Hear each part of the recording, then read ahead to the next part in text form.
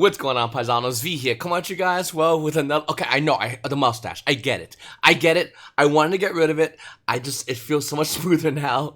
Listen, Paisanos, I can always grow it back. I just want to throw it out there real quickly. Let's just get it over with. Rip the band-aid off. I can easily grow a mustache back on. It just feels much better now. It just feels clean. It just feels clean. Please make sure to still stay subscribed, and comment question of the day, actually. Oh, before I get into the comment question of the day, I just want to thank my newest Patreon. I'm going to butcher his name. I'm going to apologize in advance. Zyla Main. Listen, thank you so much for being a Patreon, guys. If you want to be a Patreon, support the channel, click on the description down below. I might be doing something online where I do like remote duels with Patreons. I might recreate my Twitch account, or maybe I'll use my old Twitch account, and I might start getting that going again. I think it'd be really fun to do remote duels, so it'll be more of a one-on-one basis with all my Patreons, as well as everybody else who would like to join in and duel against me. I'm warning you, I'm probably only going to be playing Alta, guys. Guys, listen, I just want to ask the comment question if they were out the gate. I just want to say, listen, what is going to be the most expensive card in this game's history in the future? And we're not talking like, I know we have like Appaloosa Starlight Rare, which is like $1,000. Everyone's like, oh my god, so much money. It's not, by the way.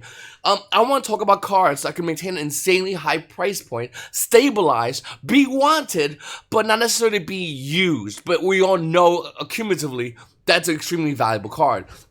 Could it be the Rainbow Dragon Chaos Neos misprint? I mean, look at it right now on TCG Player. The prices are kind of weird. You got a bunch of different, well, two different sellers. One of them starts off at $133,000.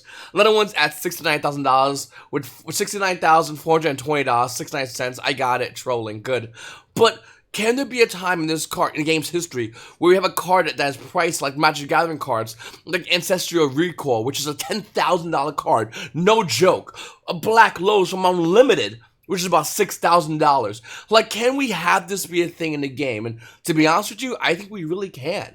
I think ultimately in the game of Yu-Gi-Oh, we're gonna not only hit these prices, but surpass these prices.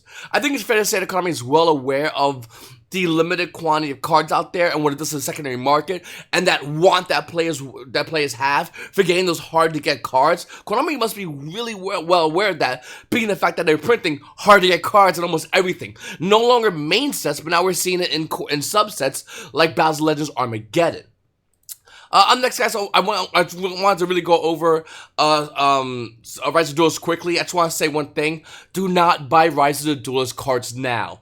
I don't care what your reasoning is. It never makes any sense. A lot of price points you're going to see in Rise of Duelist, they're going to drop down. This is a fact, okay? This is 100% a fact. Oh, quickly, as well, I'm investing some things. I'm going to show you in this video and give you some hints of what I'm personally investing on. And maybe something else you might consider besides just the Yu-Gi-Oh market. But going back to it, like I said, the Rise of Duelist price points, as far as the pre-sale prices, are never the same. And anyone that wants to pre-sell a deck core, just wait. I mean, seriously, these prices are so inflated, it makes no sense to go in and buy them now. Yes, you'll lock them in now, but you're going to pay primo dollar. It just does not make any sense whatsoever. Another thing I want to say is, looking at Battle Legends Armageddon, 10,000 Dragons went down as low as 1,200, and now we're seeing it back up to almost near $1,400 for this card. Number 39 Utopia, although, with almost their $500 market price, is down to $420. So here's the question. Could this be the cards? Like, we don't know what it is. I think it's kind of exciting, but kind of worrying as well if you're not involved with the market. If you're new subscriber to the channel, you're like, whoa, what is all this whole thing about buying cards and holding for value? Wild.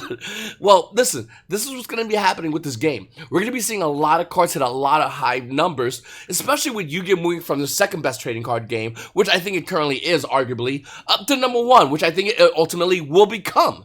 And I think when that happens, we're going to see a lot of these cards, collector's cards, like a 10,000 Dragons, which sees no play, might be the next biggest card, might be the next $10,000 card. I wouldn't be surprised if it is. Would you? I mean, there's a lot of other cards I think that would go up before this card would, if you want my honest opinion. I think the 2018 and 2019 World Championship promotional cards, envelopes, those are probably going to be the biggest moneymaker for anybody, period, just hands down. But there's so many other cards that can follow it. Once again, going back to Magic the Gathering, it's not just Ancestral Recall at $10,000 and Black Lotus that's $56, and this ain't even the alpha version. No. There's other versions, like Tropical Island, Mox Jet, Mox Sapphire, Mox Ruby, and these lands will come into play when I talk about Pokemon a little bit later on in this video. These lands will heavily come into play. But other cards like Time Twister, Time Walk, I mean, these are Magic Gathering cards you pretty much don't care about, but what I really want to point at is, look at this value here. Magic Gathering, at one point, with all these cards, they weren't worth that much money. They were a couple of $100, and that was a lot back then, in the 90s. But times have changed and values have increased when there's limited quantity, but new players keep coming in. And that's what's happening with Yu-Gi-Oh! We have a limited quantity of cards, but newer players that keep coming into this game, especially players leaving other card games like Magic the Gathering. Look at that Blue Eyes White Dragon. Last time I talked about this card, it was roughly around $250. A price which everyone was just blown out the way, mind blown, to see a card be worth so much money. If you've been following this channel for a while, you know I've been talking about this card since day one, because it's a hard to get card. Speed Duel Tournament Pack 1, the packs themselves, were insanely hard to get. If you were locals and you did Speed Duels, maybe Konami would send you some, but they weren't going to send a lot to a lot of locals. And that's what happened. And the first run of Speed Duel, especially in Tournament Pack 1. Tournament Pack 2 is good too, by the way, but Tournament Pack 1 is even harder to get because the game was relatively new and a lot of Yu-Gi-Oh players were involved in the meta. We wind up all back again. This card speaks to so many different player bases at once. Number one, obviously the collector's player base. Hard to get, you say? Give it to me times 3. Number 2, the competitive player base. Competitive Speed Duels is still a thing. And not only is it still a thing, when we had YCS, and hopefully we'll continue to have YCS events, they're going to have Speed Duel side events. And at one point, this was a meta deck. Number 3, the casual crowd loved this card. Because who doesn't love casual Yu-Gi-Oh? Speed Duel casual Yu-Gi-Oh! More than casuals. I can spend $20 and have a tier 1 deck. So this spoke to many people, and once again, it was very hard to get this card. The ultra rare Blue Eyes Dragon. Current market price shows the card being $170, but no, it's not that. It's $375. This is making this version of Blue Eyes arguably the most expensive version of Blue Eyes, let alone from the video game promo as well as the World Championship Japanese promo version. Now, I'm not saying, hey, listen, if the LOB first edition Blue Eyes is not worth anything. It obviously is. It's worth a lot, actually. But this is making it the most expensive version listed on TCG Player. There's other versions of Blue Eyes that are rising in value, but listen, this version is not done yet. I said it the other day, and I'll say it again. This version, Speed Duel Tournament Pack 1 Blue Eyes, is going to hit $1,000 a copy, minimal. Hands down, no questions asked. Do you have yours? Up next, guys, we have 5 Formation Tanky from Master Pack 3 Ultra Rare. It's crazy to think that at one point this card's price point was $20 each. Look at that 5 Formation Tanky with a $78, almost their $80 market price. The current value of the card is roughly around $115. Of course it is. The card's definitely going to be seeing meta play in the future, and as it does have even the potential, that's where we're seeing the current price rise for. So, I'm seeing a lot of OCG decklist play, Predator Plan. This is a hard one. Chimera Facilia. Chimera Facilia. Everyone knows that. Come on. It's like my third word I spoke when I was a baby. It was Mom, Dad, Predator Plan, Chimera Facilia. Be silly. Listen, this card only came out in Fusion Forces as a secret rare, $3 market price. Unlimited versions about $4. First edition versions are hitting almost at $5 for this card. If you don't have it yet, you might want to consider getting it, because if it sees meta play, well, with only 3 pages on the TCG Play and Marketplace, yeah, it's probably going to be cleaned out. So go ahead and grab this card as soon as possible if you're looking to play the deck that goes in. It just is a thing. Just like 2020 Megatins. It's just a thing. Now, people keep telling me, V, you're wrong about the 2020, and I love you guys. Even when we disagree, I still love the crap out of you guys, and I love when you comment down below, because I really do read them. And something you really guys, I just want to pause real quick. Something you guys have zero idea about. I read your comments multiple times throughout the day.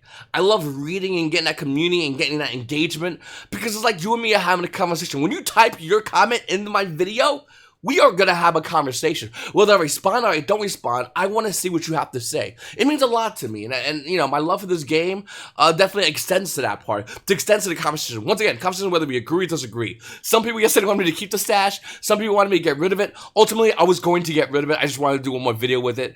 Originally did it to know my wife. I wanted to grow one out, but realistically, just to know my wife. When you're married for like, what is it, like, yeah, 17, 18 years I've been with my wife. You just learn to do things to annoy her, but like not get her angry. You know, like get her there when she's about to be angry, but like nowhere. You know what I'm saying? Anyway, it's a whole different logic.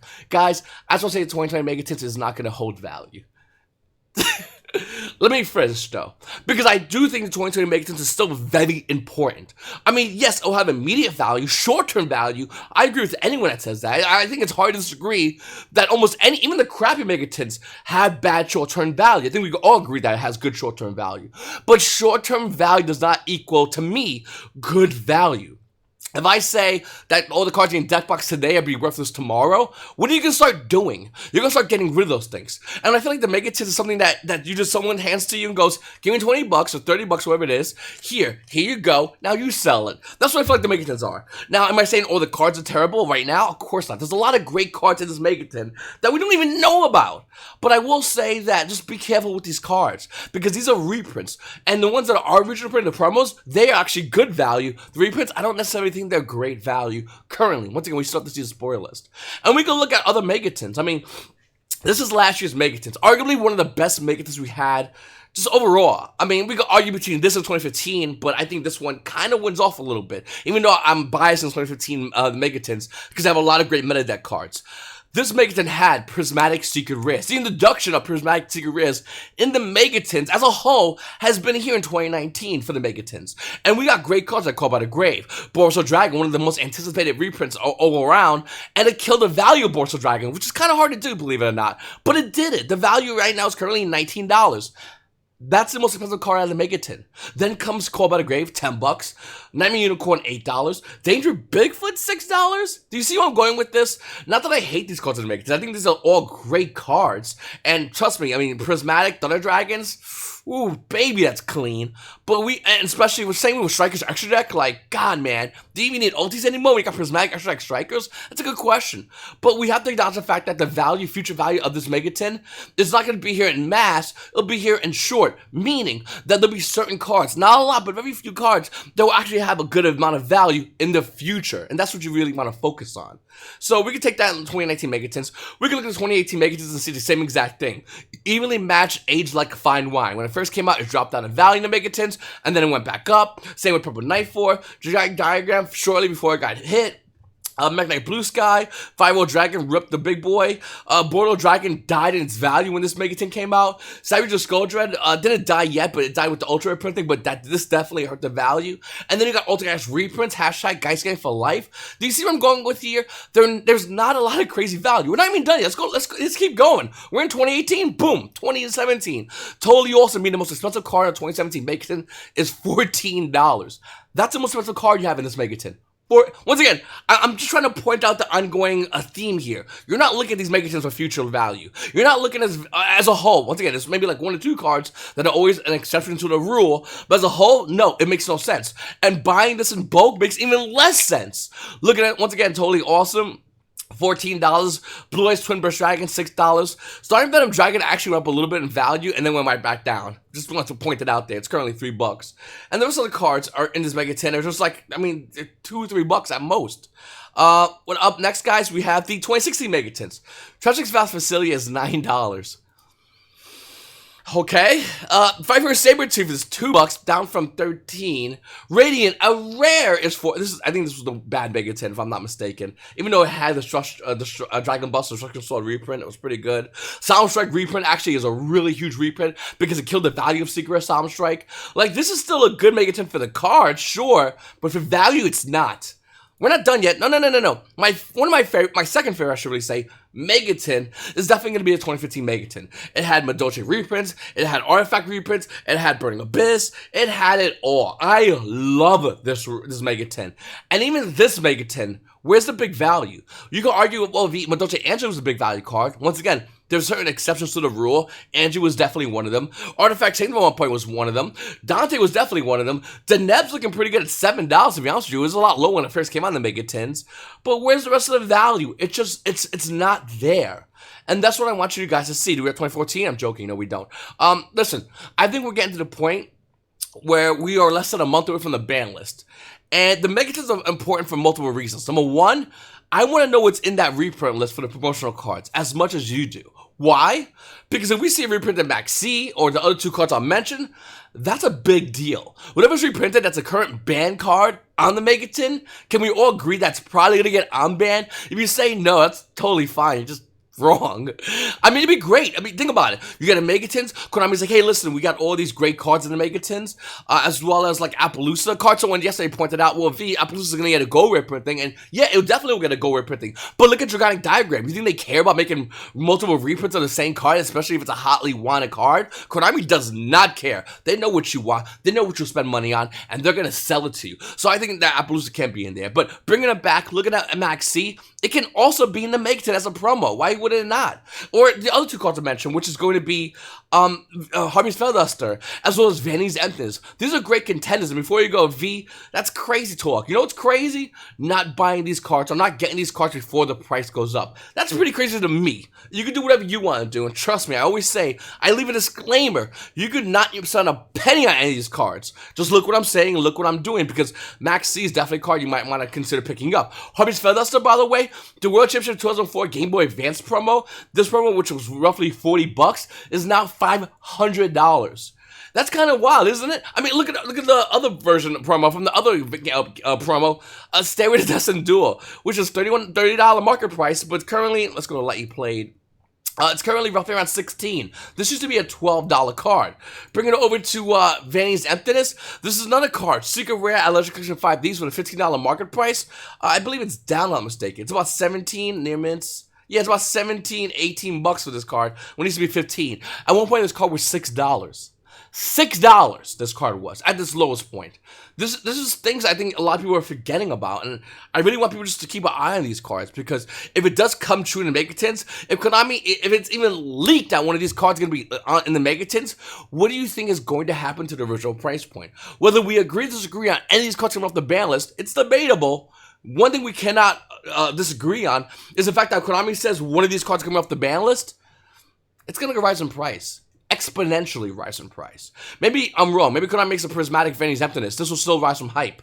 Maybe Konami makes a prismatic Harvey's Featherduster. Wrong. It's already been done twice full. They can make a third one, I guess, but these will still sell. Maybe Konami makes a prismatic Max C. That's actually really cool. Secret will definitely still hold value, I think. I think it might go down a little bit.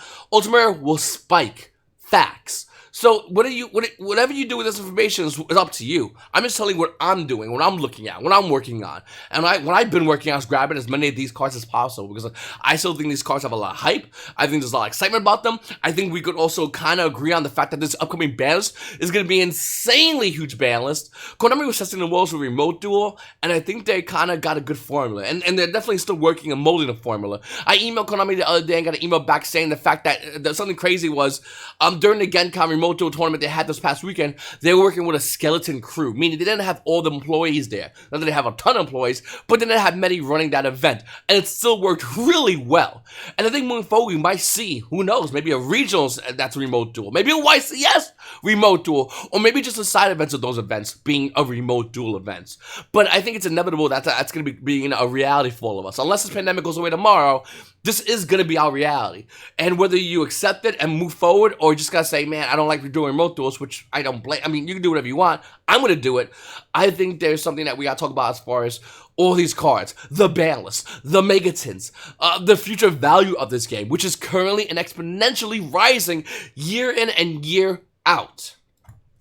So, looking at TCG players, we'll talk about another card game, not Magic the Gathering. Even though it does have value in that game, and I think it will maintain good value for a while, I think Magic the Gathering high expected cards are more like blue chip stocks. Stocks that slowly rise, not really exponentially, not a big hard, not a big sell, just nice in the middle, which is cool if you want to have those kind of cards, I guess. That's just not my icing on the cake. What I like is to invest and see a good return. And one thing I've been buying a lot, and I'm mentioning here in this video for you guys, is Secret Rare Pokemon Energies.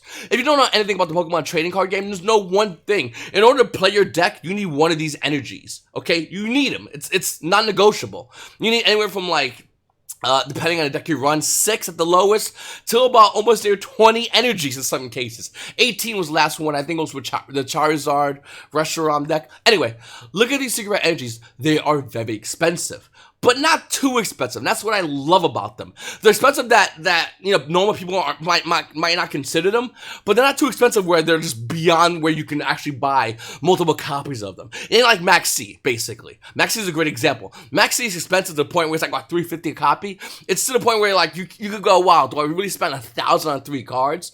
But back when it was $150, that wasn't as expensive in Yu-Gi-Oh terminology. In Pokemon terminology, the valuation of their cards are vehemently different.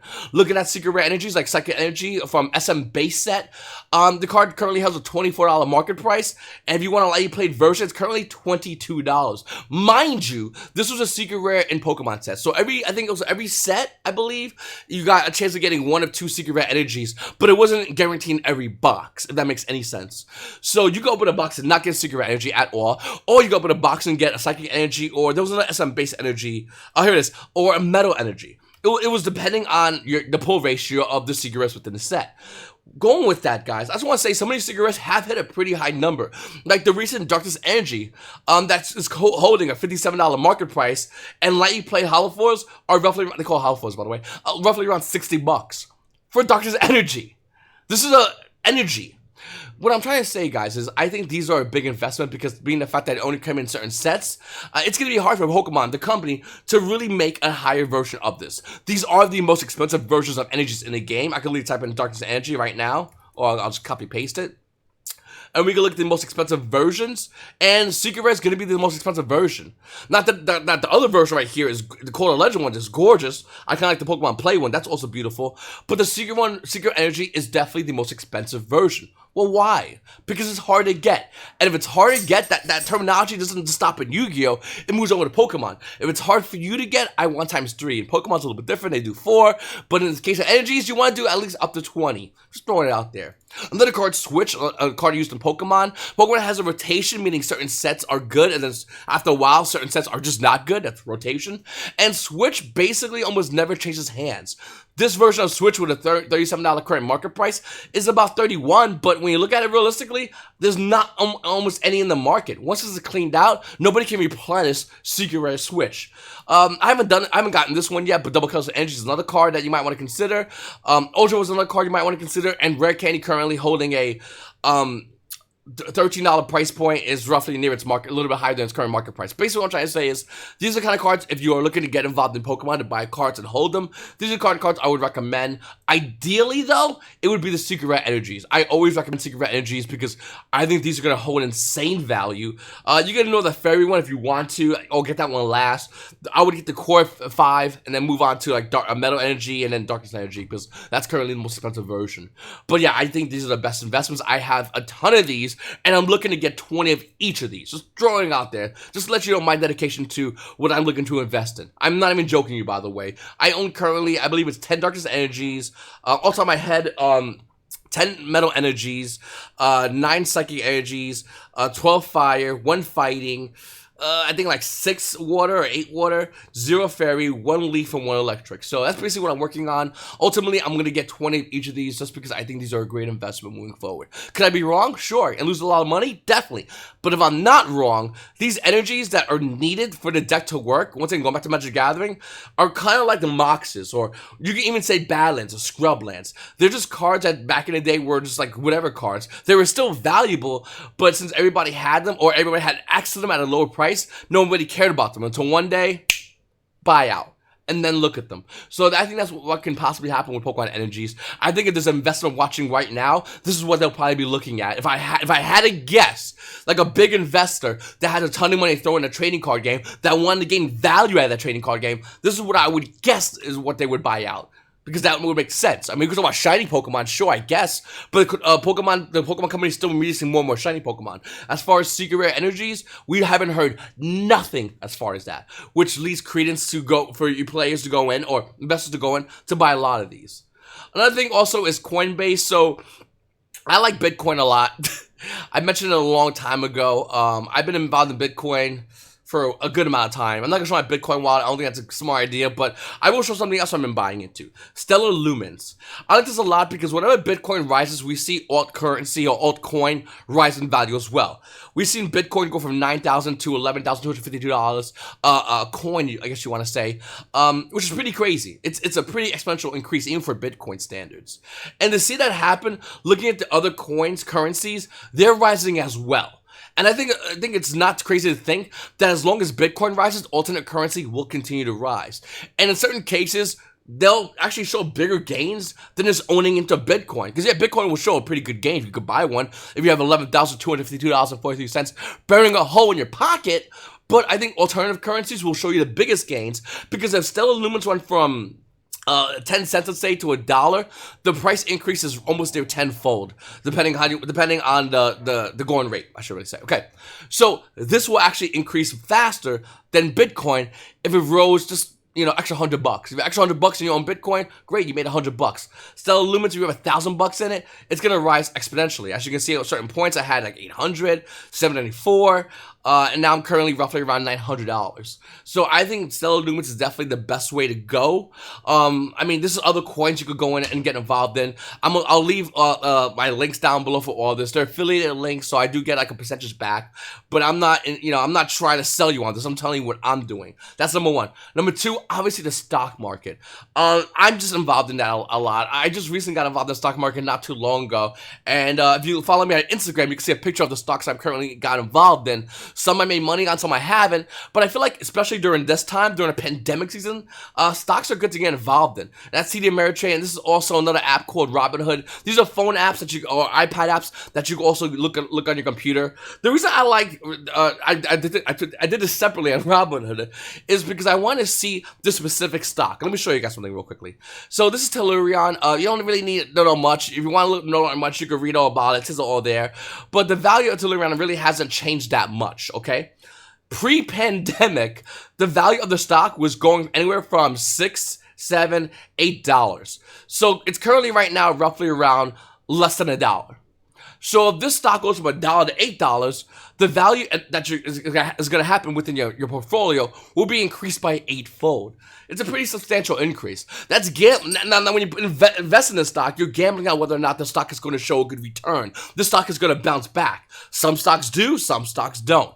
There's a lot more things into it, and I really recommend you do your own research as far as what stock you want to invest in, how much you want to invest in. It's a lot to go over, but I just showing you, once again, I'm just doing this to show you guys what I'm invested in, what I'm working on. I just want to throw it out there for you guys. So when I say, hey, listen, check out Robinhood, I'm not BSing you. I'm putting money into it. Check out TD Ameritrade if you want to buy stocks, which I think is huge, because there's another stock app that you can make money off dividends, which is not bad, but owning the stock is infinitely better. That's what I think you should go check out as well. And for Bitcoin and alternate currencies, which is nothing wrong with getting involved in those. I think a long time ago, when everyone thought I was an idiot for investing in Bitcoin, I think they'll be singing an entirely different song right now. And as well as other card games like Pokemon and with their energies. I think these are all great investments. These are all things people aren't really talking about because either they don't have the knowledge of getting involved in this, or B, they're just focused only on Yu-Gi-Oh! Investing, which is not bad, but if you put your eggs in one basket, those eggs crack, there goes your basket. Or just getting involved in anything else. And if you're involved in anything else, I'd love to know. Comment down below. It's your boy V and YGOPaisanos. YGOPaisanos, have a great day.